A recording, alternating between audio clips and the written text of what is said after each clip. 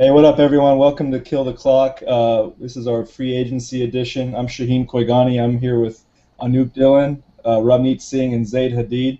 We're here to talk about everything that's going on in the NBA right now. Um, uh, Big news a couple days ago. Jason Kidd happened overnight. He uh, he had some disagreement with the Nets front office. He wanted more money because he felt like the other coaches in the league that are rookie coaches coming in, like Derek Fisher and Steve Kerr, guys that have never coached before, just like he was a year ago, getting more money than he did. So he wanted more money, and they said no. And then he wanted more power, and then he said no. And so he decided to call up his buddy Mark Lasry, and they've worked out a deal where the Bucks give two second rounders, and then shortly afterwards, Lionel Hollins gets signed on with the Nets as their new coach, and I'm thinking, that worked out really well for the Nets. What do you guys think? I think Lionel Hollins is a way better coach than Kidd. I think Kidd, he ended up doing all right towards the end of the season, but I think that all in all, I'd way rather have Lionel Hollins. He's a proven coach. He's taken the Grizzlies to the playoffs multiple years. He turned their culture around and he got them to play like winners. So I really like that signing for them. I think it And was a good deal for the Nets also. For once, they get two picks instead of giving them up.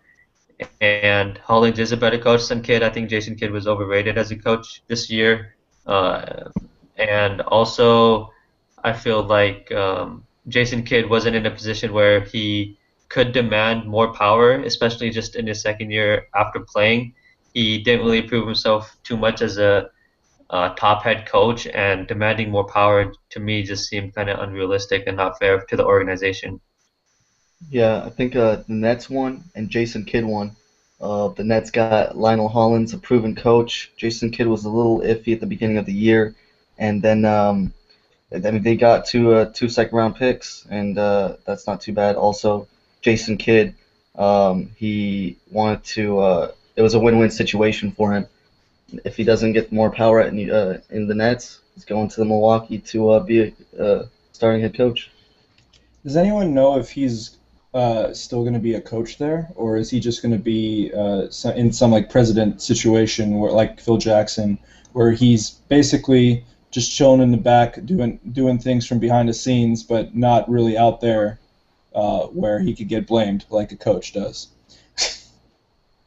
I think at first he just wanted the power and wanted to be like the president pretty much, but then I think Milwaukee wanted him to be the coach, so he's going to coach for them. And I'm not sure what powers he has, but I'm pretty sure he's going to have more GM abilities than he did with the Nets. Because I know with the Nets, he wasn't happy when the Marcus Thornton trade happened. He was really against it. He didn't really want Marcus Thornton, and him and Billy King disagreed there, and he didn't want that to happen again.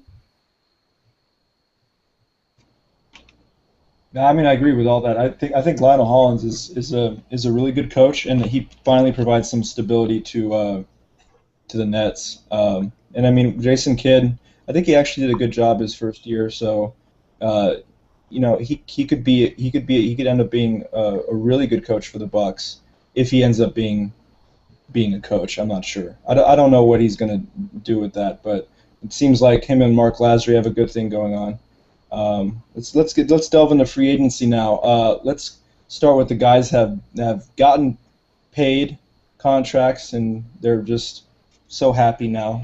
Like the Polish Hammer, Marcin Gortat, 60 million 5-year contract with Washington. What do you guys think about that? Him getting 12 per? It was a fair contract. I think 5 years was a little bit too much for a guy in his 30s, but he was a big part of their offense this year, and Nene is going to be injured for a part of the year at least, and Gortat's going to have to carry the load in the front court. Yeah, I think 13. He averaged 13 points, 10 rebounds a game, 32 minutes, got a block and a half. At 12 million a year is not too bad, but like Ross said, 5 years is a little too probably too lengthy. But that's probably what they had to do to get him for a little cheaper. But um, I think the Wizards are just trying to get their team back for another playoff run next year. So I think once they get Ariza back, they should be in good hands for being a top 4 team in the East. I'm in the same spot. I liked what he did for the Wizards in the playoffs. I thought he showed up for them big time, and it was basically pick your poison. Do you want to get killed by Nene or killed by Gortat? Um, 5 years is really long, and I think he's at the end of his career, so hopefully they can move that deal before he becomes toxic. But for now, I think it helps them long term. I think it could hinder them. I think I love this part of the season because it's silly season, and we see teams overspend and overpay for players, and it's just so funny. I don't think he's worth 12 million a year, but I still think it was a good signing because if you look at Washington, he was a big part of their playoff success, and he plays really well with Wall. So I mean, they might have had to overpay for him to keep him, but that's not necessarily a bad thing. And as we'll see with these other contracts, some of them have really good value, and some of them the team will have to overpay for because the coach maybe wants that certain type of player and wants to prime away from a team. And I mean, I think Gortat is a good player for what they do. The pick and pops with John Wall. I mean, I think he's a really good player for them. But yeah, I mean, 5 years is a long time, and yeah, as Anup said, they might want to move him on somehow, maybe 2 or 3 years into the deal because he's already in his 30s. So yeah, I think we all agree that Gortat was a good signing, just kind of too long. But moving on, I think Jody Meeks seemed to have gotten overpaid.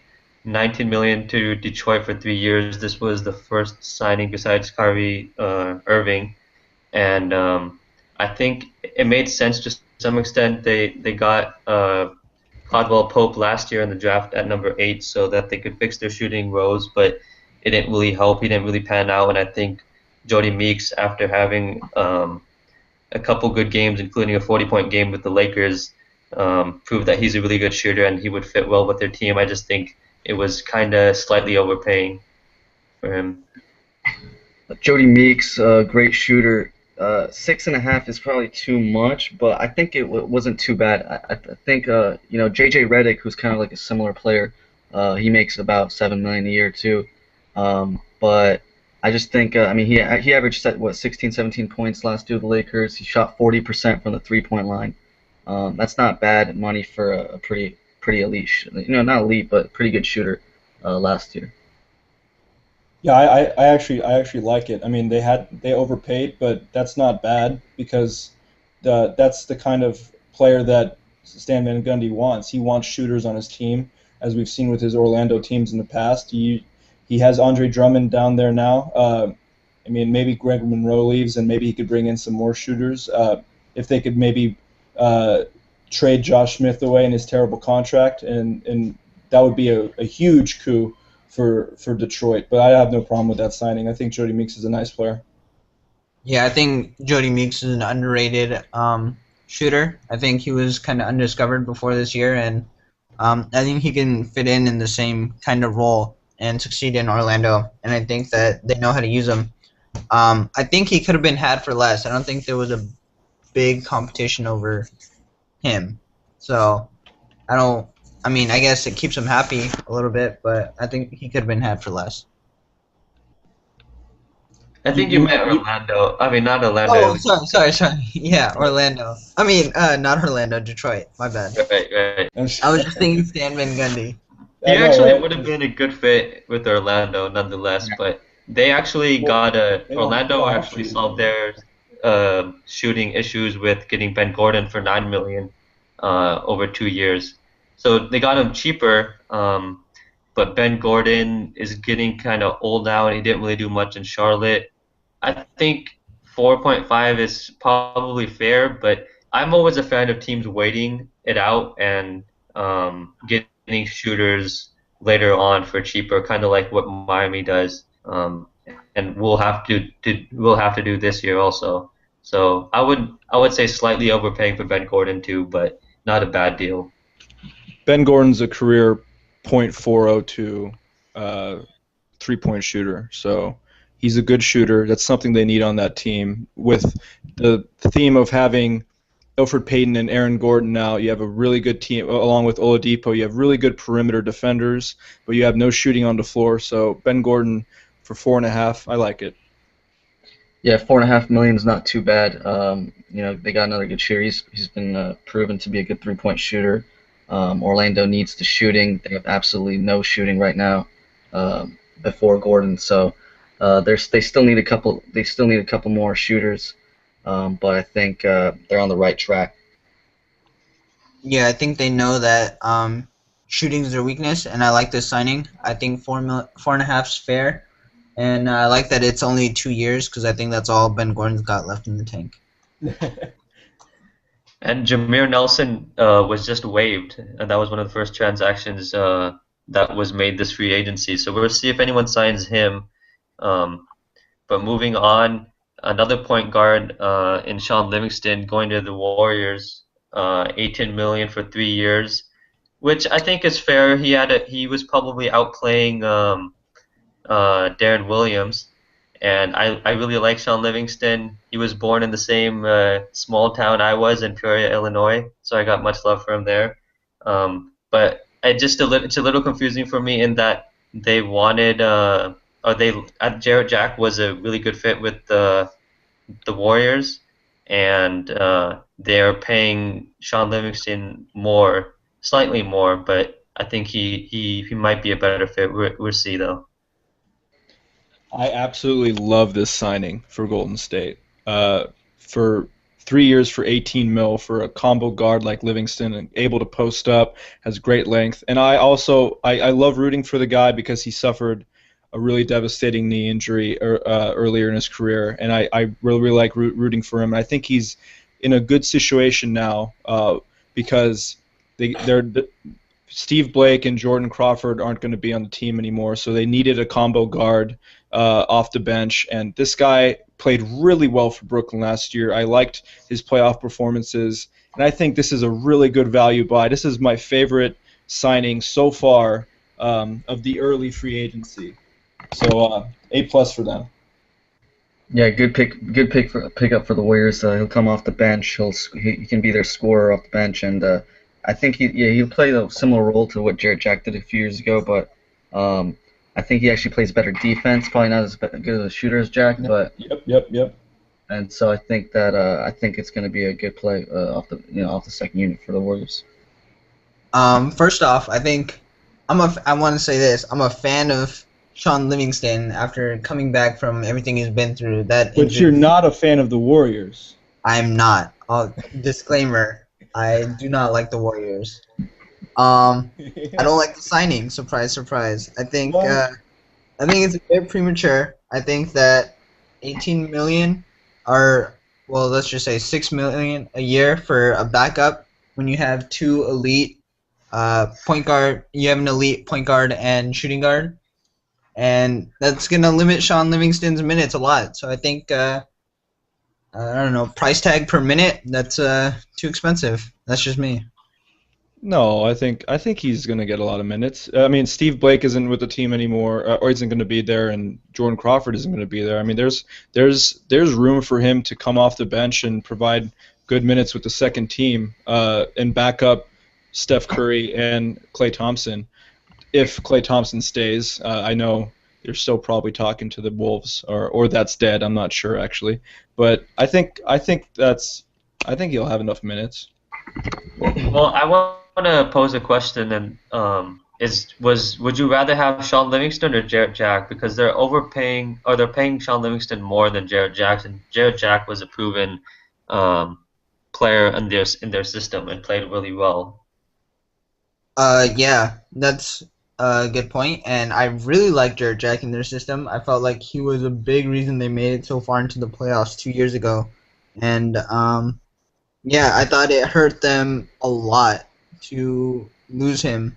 And unfortunately, I think the cap situation was, I don't know what was different that they could sign Sean Livingston. But apparently, I'm not an expert on caps. I'll put that out there too. But I think that Jared Jack would fit much better. He's proven. He's clutch. He can take some decision making away from Steph, which I think is needed in the fourth quarter. And yeah, I would way prefer Jared Jack. I think Livingston's a better defender than Jarrett Jack, but I would have been fine with Jarrett Jack too. If they had signed him again, then that would have been a good signing too. I mean, both of them are good signings. I think Livingston gives you value in different areas, especially with his defense. The thing I like about him is also is that he's a pretty nice defensive player. So I think at the end of the year we'll be talking about him as one of the nicer buys in free agency. Interesting, interesting. So CJ Miles went for 18 million today to the Pacers for 4 years, and I really like CJ Miles. I think he's been underrated, but this was a little bit confusing to me considering they haven't re-signed Lance Stevenson and they're not sure how much he's gonna cost because he turned down a $44 million contract, 11 per year, I think, for 4 years. And so Lance might cost more, and I'm not sure if you really want to spend money in other places before you know one of your key players is secure. So I don't have a problem with the signing per se. Indiana's bench needs a lot of help, and CJ Miles would provide that help. But I think they should have just waited and see what happened with Lance before moving on.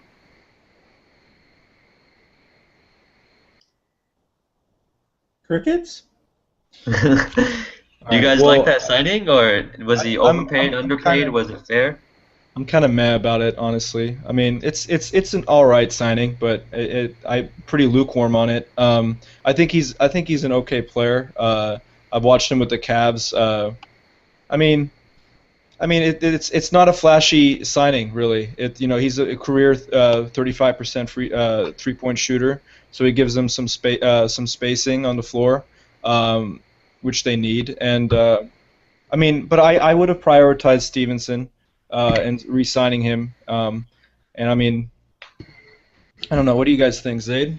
Yeah, I would have saved the money and offered Lance Stevenson a better offer than 5 for 44. Add 2 million to each year or something. Because CJ Miles, he doesn't really do anything that great. Kind of like, he's athletic a little bit, can play good D.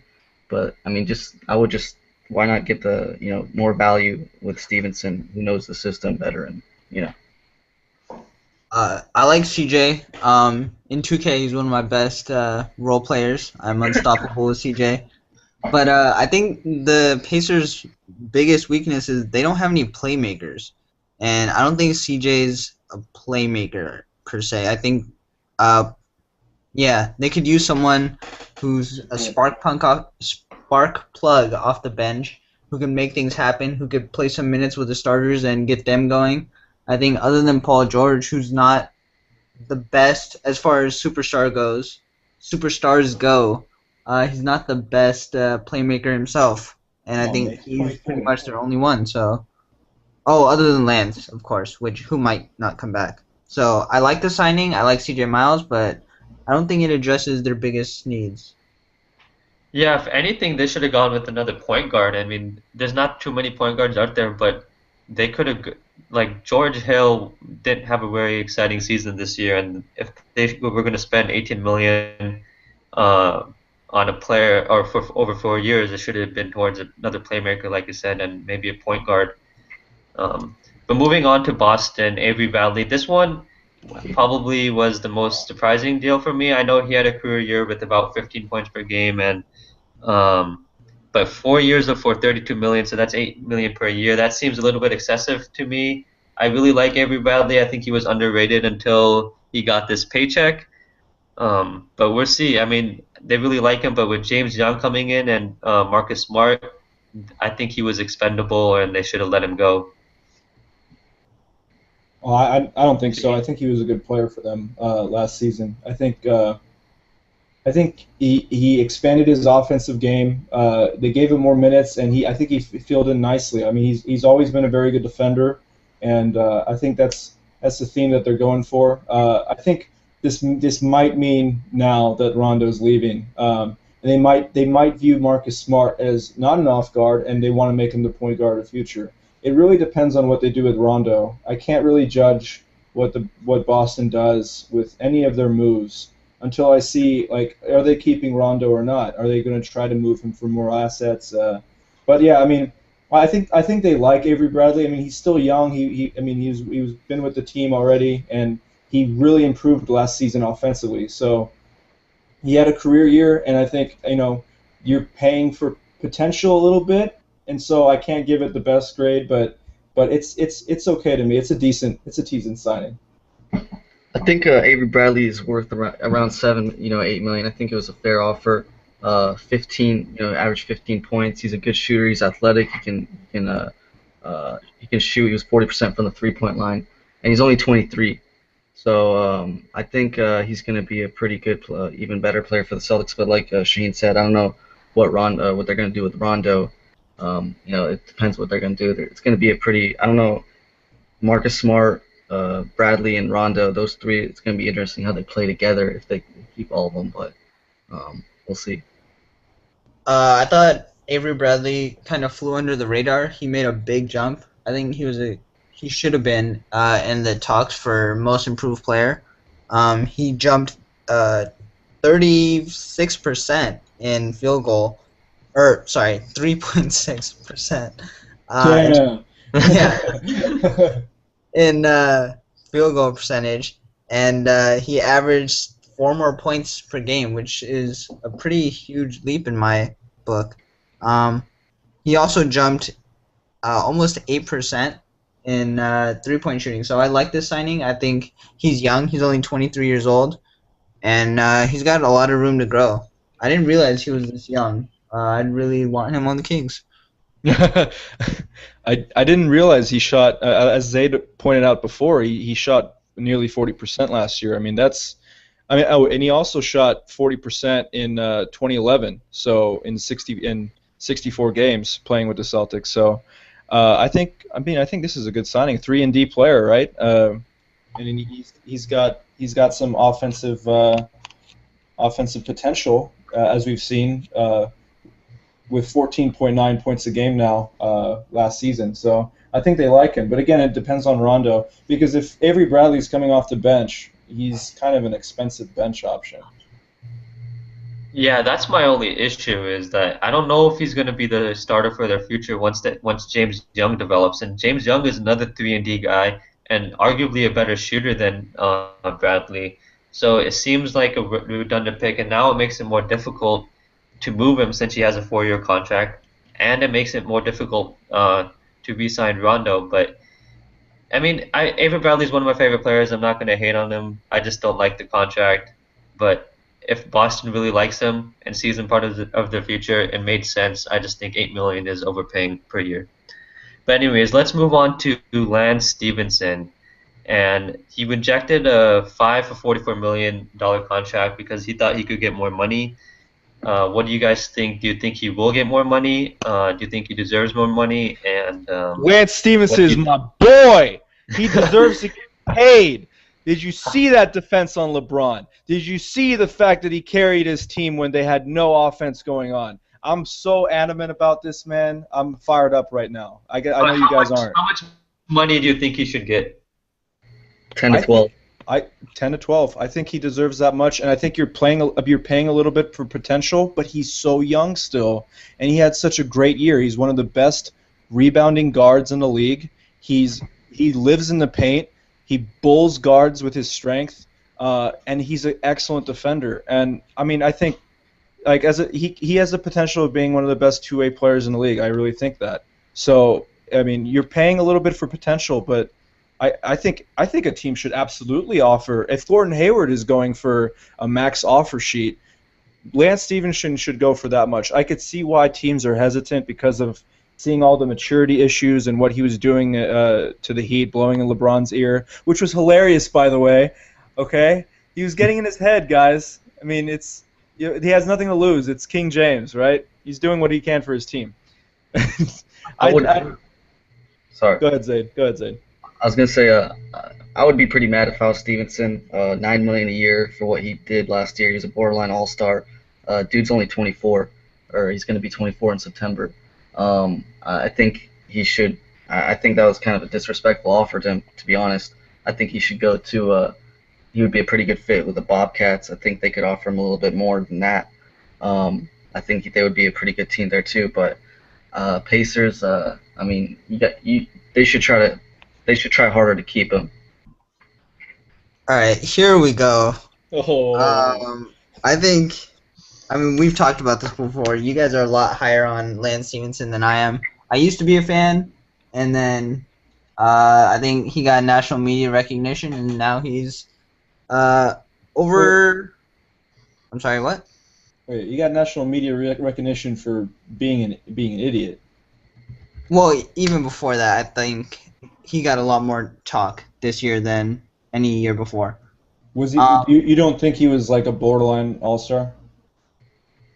I mean, just because the two position is very weak, so maybe. But I mean, I don't think talent-wise he.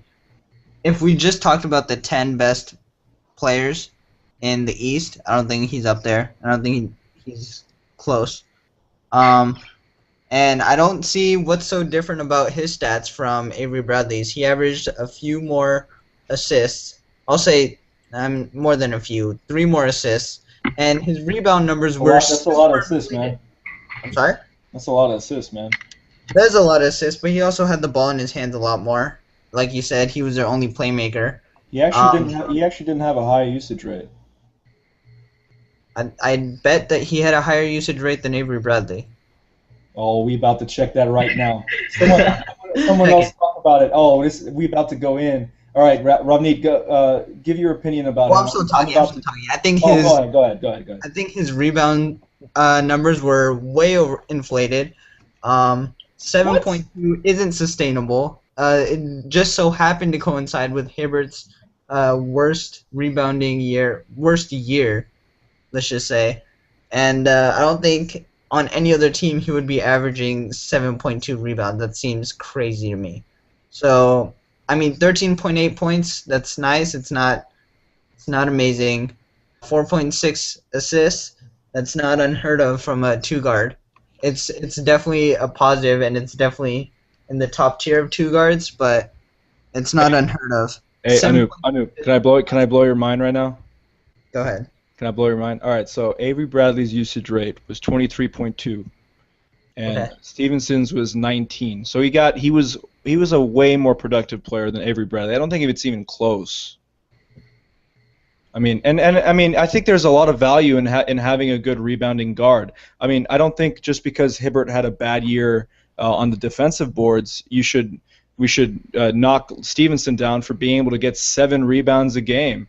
I mean, I think at a guard position, you're talking about getting elite numbers at that position, and I don't value rebounds, as much as some people do, but I think when it comes from a different positions like shooting guard or like a Westbrook or Rondo at point guard, and I think there's a lot of value in that. I mean, the guy crashes the board really hard. He's a hustle dude. He hustles all the time. He plays really hard-nosed D. He gets under your skin. I mean, and you have to work with the maturity issues. Apparently, he doesn't get under your skin because I'm pretty sure LeBron still lit him up. Well, that's LeBron. So. All right, but he didn't get under anyone's skin except for his own fans. Do you think 7.2 rebounds is sustainable? You think he'll put that up next year? I mean, you have to look at his. You have to look at. Put up 7.2 rebounds on another team, any other team in the league? I think you could put up 5. I can on the short list. What about Tyreek Evans? Oh, I mean, yeah. I mean, I like Tyreek Evans. I'm not hating on Tyreek Evans. He's kind of a similar player, but I think. I mean, you want to look at way more productive. Just looking at the stats. How so? He averaged more points, more assists, more rebounds. Every year except for this year. On a worse team. To a new team, and he was injured. On a bad team. Pacers don't score it. Like, they only score it. But, I mean, on a bad team, the argument only goes so far, right? I mean, Mitch Richmond has some great years on some pretty bad teams. Are the his dis- stats the also discrepancy invalid? the discrepancy between their usage rates is way too high for you to say that Tyreek Evans is a more efficient player. Like he might have better numbers, but I mean, last season he got 14 and a half points a game on 43% shooting, where Stevenson got 13.8 on 49% shooting with a 19% usage rate. But Tyreek Evans is 27. 27% of the time he's got the ball in his hands. Come on, son. I think that was a function of need. I think his team was lacking in ball handlers. They had injury problems all year in that area, and I think he had to take over. And I think he did a damn good job. The Talking last about half of his Tyreek or season, Lance Stevenson? we're talking about Tyreek, and the last half of his season was way more productive than the beginning half. And I think if you just look at the last half of his season, where he was coming, finally getting healthy after his injury, and had the ball more in his hands, he was way more efficient than Lance Stevenson was. So wait, hold up. You said he had more points and what else? I mean, Assists, rebounds. assistant. Well, he didn't have more rebounds. Not this season, I said. Oh, okay. But I mean, Stevenson has 7.2 this season, and I Which mean isn't sustainable, which I already said. okay. So I mean, they're both very good rebounding guards. I think we would both agree on that. I think we could agree that both players are really, really good, and I would go on the side that Lance is probably slightly better, but we can't spend too much time on this debate. We have to touch a number of other issues, namely. Anoop, I'm gonna hit you up after this podcast. Yeah, we'll talk about this after the podcast, I guess. Some behind the scenes kill the clock action going on. Extra features, but Coming with the DVD. let's talk about Miami real quick. I think LeBron opting out was a huge story initially, but it looks like the big three are still going to resign there. If you guys disagree, then I would like to know you guys' opinion. But it seems to me like the big three is going to sign there, and it's not. It's just a question of if they're going to be a big four because they have about 10 million, or Pat Riley has been saying they have about 10 million to spend on a free agent, and he did call Paul Gasol last night. So I think there was already rumors about them trading for Kyle Lowry, and so I think they're going to go after someone else. They're just looking to become the big four. It's not about LeBron moving anymore, in my opinion. But Zay, what do you think? Yeah, the big three will be back. I don't know how much they're each going to go for because there's been rumors for 16. There's been rumors for 12 for Wade and Bosch. I don't know. But I think at the end of the day, they should have around 10 million. There are a decent amount of pieces that they could pick up, like a Lowry, like a Gasol. But it's going to be up to the money. That's going to be the main issue. If the players want to risk getting a little lower in pay, and that's going to be the main issue.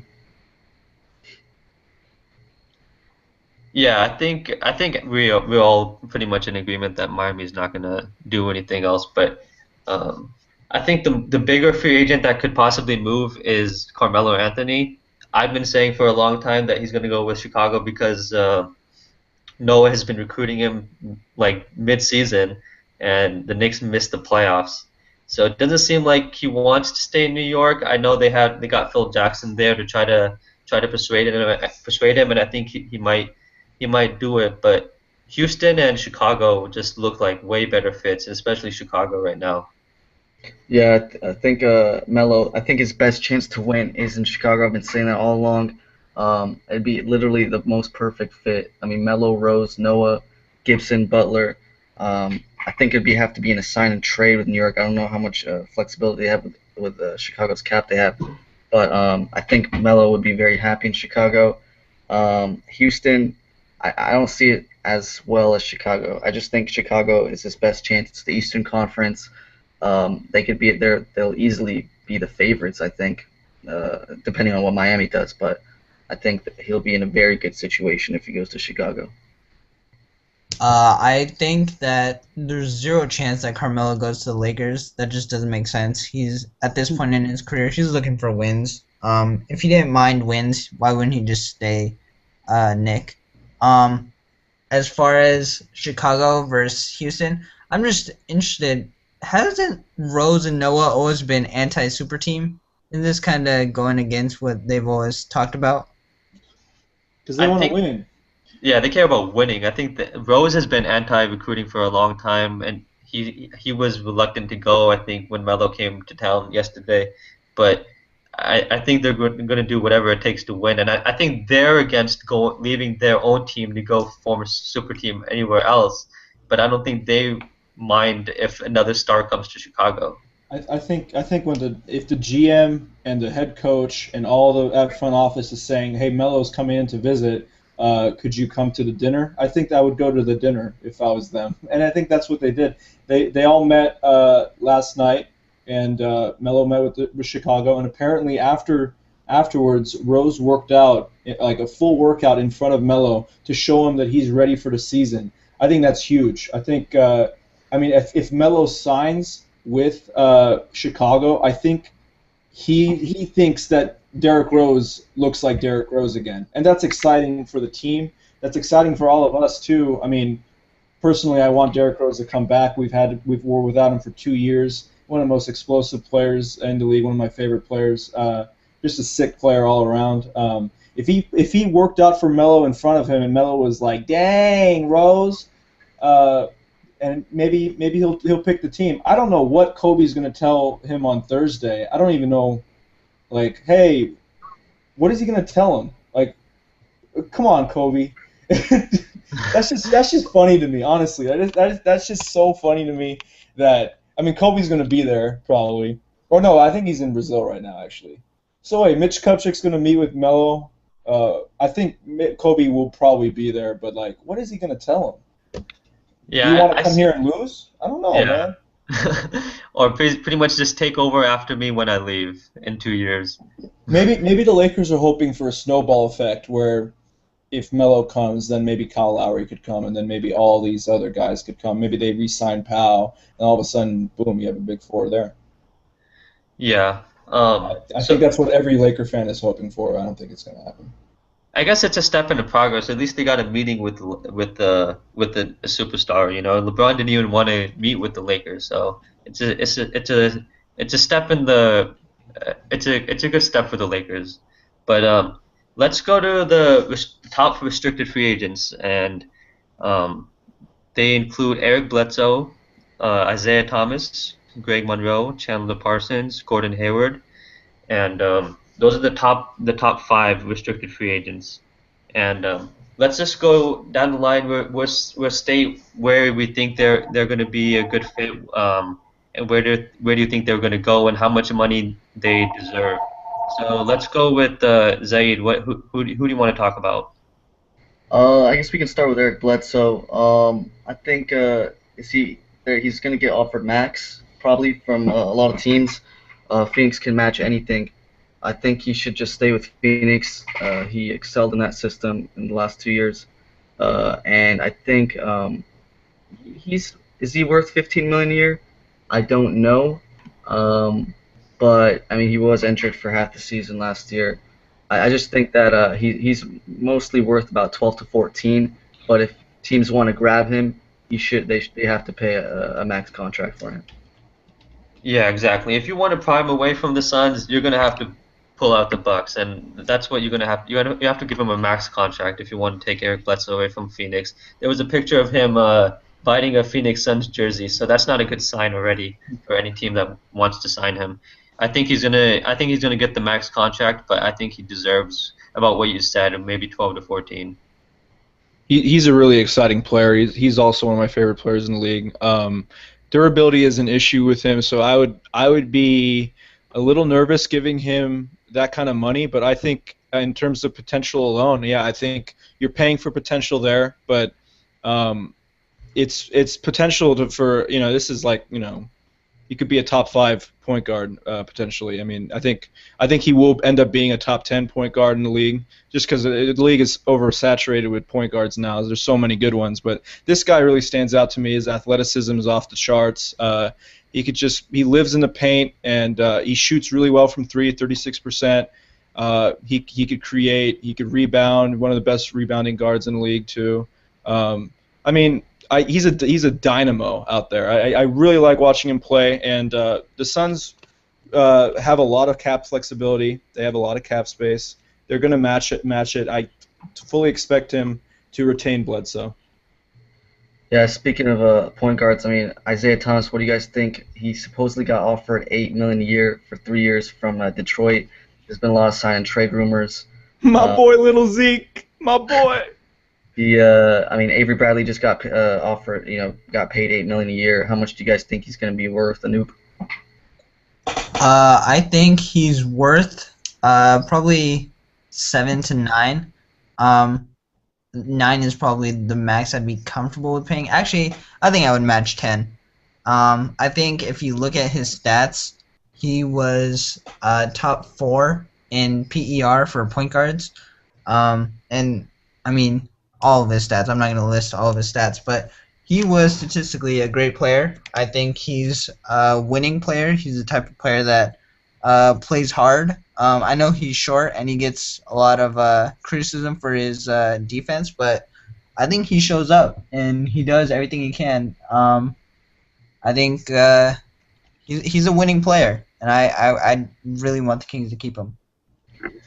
He's not that much worse defensively than Kyrie Irving and Damian Lillard. So, and he's going to get paid way less than both of those guys. So I think in that way he's going to be a bargain. He's probably worth about $10 million, but the Kings don't really have that much flexibility. Of all the restricted free agents, he's very likely to leave the team he currently played for last year. That being said, I think the Kings should do whatever it takes to sign him, just because it's hard for them to get talent, and he was a big part of their team last year. He was the third best player at the very least.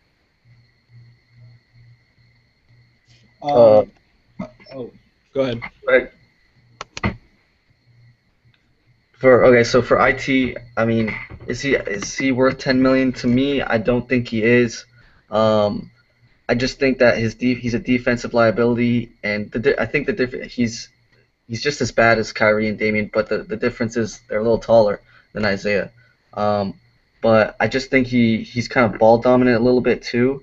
I think he, like Anoop said, 7 to 9 is probably a good estimate for him. But I mean, the other side is, this is where Kings are a small market team. You got to keep the players you draft, especially, he has been proven to be a great scorer.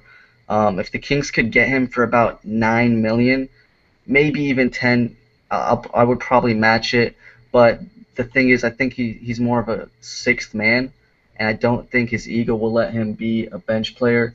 But I think he has a lot of talent. He can score with efficiency, elite efficiency, in my opinion. But I think the Kings should actually keep him from 9 to 10. Well, the Kings don't have that much money if he signs for 9 to 10. That's true. Well, no, they could do some stretch provisions with Jason Terry, Travis Outlaw, where we could stretch the cap hit throughout the course of maybe 2 or 3 years, and in that way they could free up as much as 18 million for themselves to re-sign IT. I mean, maybe make some other moves, but they can do it. They're going to have to use that stretch provision to a couple players, but. I think IT is a great player, and I think you guys mentioned it before. For a team like Sacramento, a small market team, you don't get a lot of free agents coming to them like New York or Los Angeles, like those big markets. You have to pay the players that do well that you've drafted. I really believe in that. You draft and develop. I'm a big NFL fan, and I think that's how teams should be formed, especially small market teams. So for Sacramento, yeah, I would definitely match 10, and that might be overpaying for him, but I don't think so. I think he's a great player, even if he's going to be the starter until we find someone else for him. Throughout the life of that contract, I don't think he's going to be the starting point guard the whole time. So maybe we might bring someone in, but if we give him an extension, I'd be very happy. I really want him to stay. I love little Zeke. He's a great player, and he's a very efficient player. If you look at Kyrie's numbers, they're not too far. I mean, they look exactly like Isaiah's numbers. Yeah, I think the only difference between Kyrie and Isaiah would be their age, which is a big difference. But I mean, Mhm. just looking at the alternatives to Isaiah at that price range, there really aren't any that would be willing to come to the Kings. And I mean, I think that's the biggest argument to me. If we let go of Isaiah, who are we gonna get to back him up? Ray McCallum seems like maybe he could be a backup. I don't think there's any way he'd be a starter in this league, at least not at this point in his career. So, I mean, when there's no alternative, you kind of have to do what you have to do to keep Isaiah. Yeah, definitely. I think the Kings should try to keep him. But moving on, Greg Monroe, another possible new home for him. I don't know if Detroit's willing to pay him. They have money, but reportedly they're giving they might offer to IT, and with Josh Smith there, they need to get rid of either Josh Smith or Greg Monroe if they want to keep all of them. So yeah, Zaid, what do you think about Greg Monroe?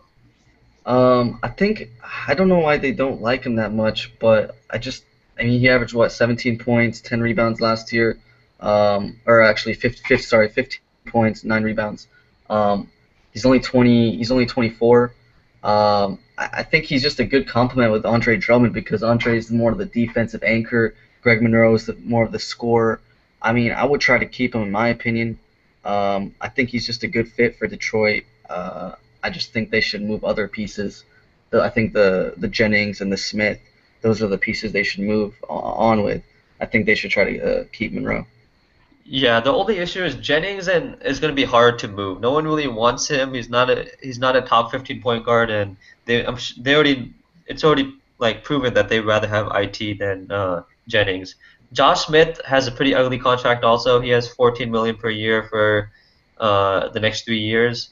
That's a lot of dough for a guy who had one of his worst years statistically with Detroit last year. I think a lot of it, the reasoning behind that was because he was forced to play small forward with Greg Monroe there, and Greg Monroe had a tweet that was saying that it's pretty much me or Josh Smith. He didn't say it in the same manner, but that's basically what it is. If they can't get rid of Josh Smith, then they might have to see Greg Monroe go. And there's a lot of teams that could afford him, including the Phoenix Suns, which I think would be a great fit for Monroe, and he would probably get the max amount of money if Phoenix really wanted him. Greg Monroe, all about that mid-range game. I think he's a nice player. I think it's going to be really hard for them to move Josh Smith in his terrible contract. I think it's more likely that Monroe leaves than them finding a suitor for Josh Smith to take off their hands. So Monroe could definitely leave, and if he does, I think with that extra cap space, I think they could go for another shooter because knowing Stan Van Gundy, he needs to spread. I mean, that's how he operates. He likes to have a team with shooters on the floor and spread them out, and I think that's what they could do. What do you guys think? What offers is he getting from other teams, if any?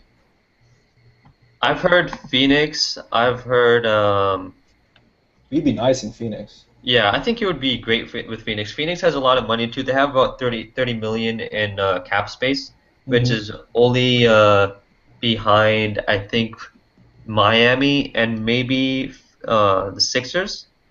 But I'm sure like maybe even the Lakers they have enough money to give him a max and they can play him at center. And the Mavericks are always willing to spend and they don't mind going over the cap. So I could see him at those places too. But um, yeah, I think Phoenix is my guess right now if they can't move Smith. Yeah, there's a lot of teams interested in Monroe, the Hawks, Blazers, Magic. There was even Ryan Anderson for Monroe sign and trade with the Pelicans, which I think would be great for the Pelicans. But I think he's worth around 12 million.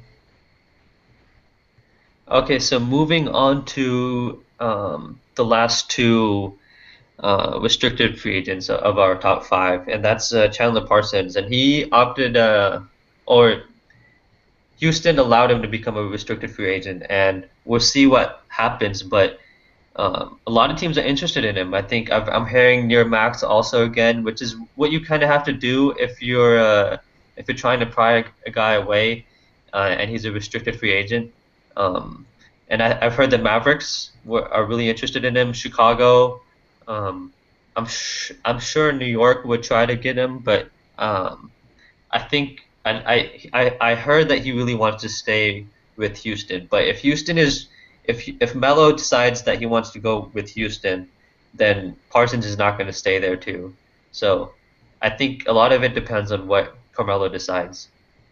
Yeah, I think Houston's main priority right now is Carmelo, and they'll see what happens after that. I mean, Parsons is a great scorer, 16 points, good shooter from the 3-point area.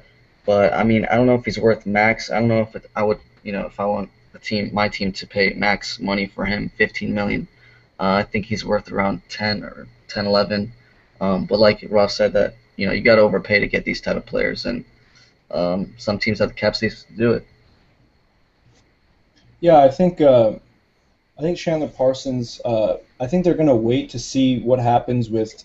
I mean, LeBron obviously, and well, I know he's probably going to stay with the Heat at this point. But Houston is an aggressive team, and they're going to look to upgrade at that position any way they can, and try to get someone to field a super team of their own. So I think Parsons' deal, whatever happens with him, is going to get done after we find out what happens with the big pieces in free agency, and I think that's the case for a lot of these guys that we see. You're not going to see Parsons' deal get done unless until we see what happens with Melo and LeBron and the bigger pieces. Okay, then our last restricted free agent we're going to talk about is Gordon Hayward, another really good player, and he would probably require a max. I know Cleveland's in talks with him today, and they're going to offer him something. Reportedly, it's about 14.8 starting and probably max, but we're yet to see it.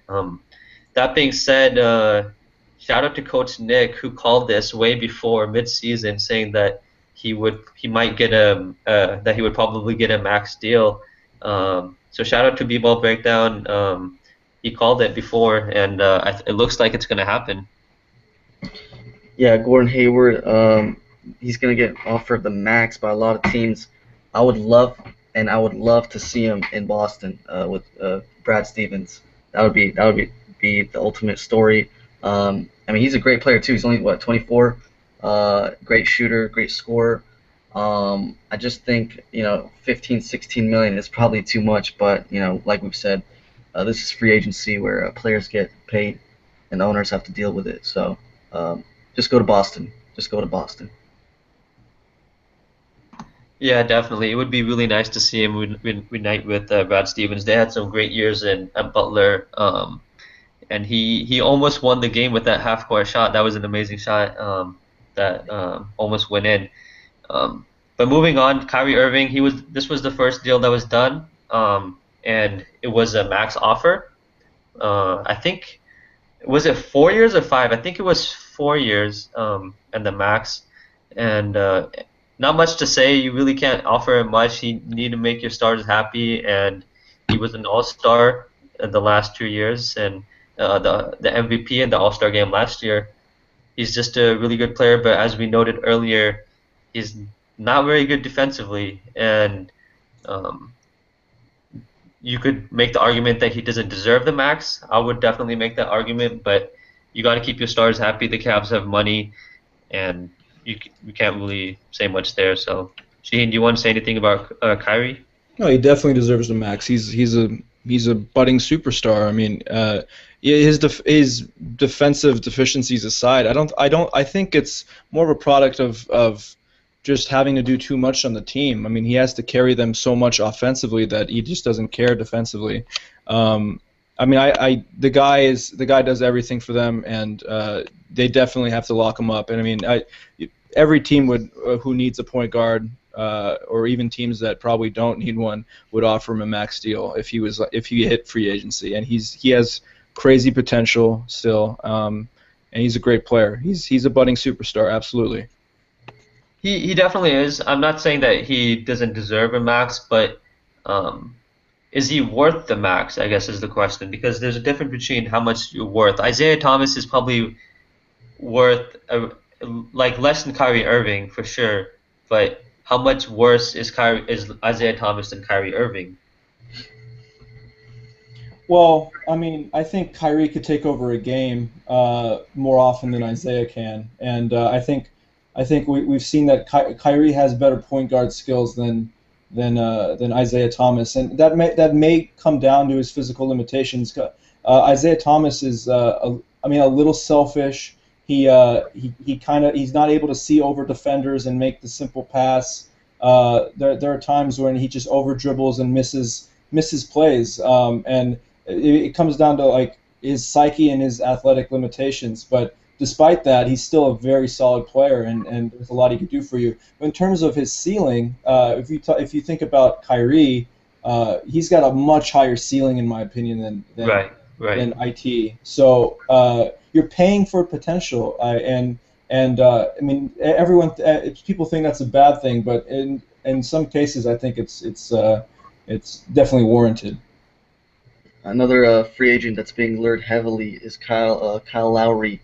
What do you guys think? Do you guys think he should stay with Toronto, get paid, or take a little pay cut, go to Miami? So Houston actually was trying to trade for him mid-season. Toronto just didn't really like the offer. It seems like Houston and Toronto are going to be his best options. I think he wants the ball in his hands, and I don't know if he's going to have that option in Miami. He would have to take less money in Miami, about 10 million. With the Raptors and Houston, he would probably get around 15 or so. So I think most likely he's going to stay. I wouldn't be surprised if LeBron convinced him to join him in South Beach, but right now I'm going to say that he's going to go with the Raptors. But we'll see what happens. I think he's a good player nonetheless, and Toronto would really want him. I have no idea what's going to go on with Kyle Lowry. I think it's going to be really interesting to see where he goes. He's someone I'm really keeping a close eye on. I think he should stay in Toronto because he played really well there, and I think he's got a good thing going there. Dwayne Casey and Masai Ujiri are working on something over there, and I like what they have there. But if he does go to Miami, that'd be really cool for Miami too, because I think that's probably the best guy they could get right now to add to maybe make a big four. Um, and I don't know about any of the other teams. I mean, I'm hearing rumors, but with Lowry, I think we're going to see again his when Melo and LeBron's future are decided. We're going to see Lowry soon follow. Yeah, Kyle Lowry, he's a top point guard on the market right now. I would be very surprised if he doesn't go back to Toronto. He played extremely well with them, took him to the playoffs. I think Toronto, if they just add a couple more pieces, they should be a top four team in the East again. And I think just stay in Toronto and get your money. Okay, that's going to end it here on Kill the Clock. Thank you guys for joining us. Subscribe, like, and comment. Email us if you have any questions. We would love to hear any comments or questions you have about basketball and Or hashtag kill the clock with questions if you guys want. yeah, on Twitter hashtag Kill the Clock questions. Hit us up on Twitter Hoop Universe. Shaheen, what's your Twitter account? Shaheen Koigani. Okay, there you go. Okay, join us next time on Kill the Clock. Bye, Bye. guys. See you.